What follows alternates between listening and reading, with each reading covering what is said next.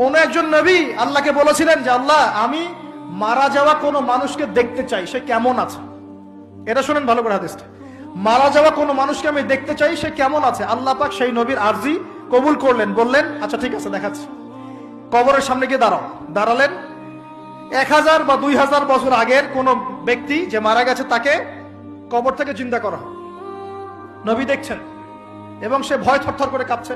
নবীজি আমাদের নবী নন, অন্য কোন নবী তিনি।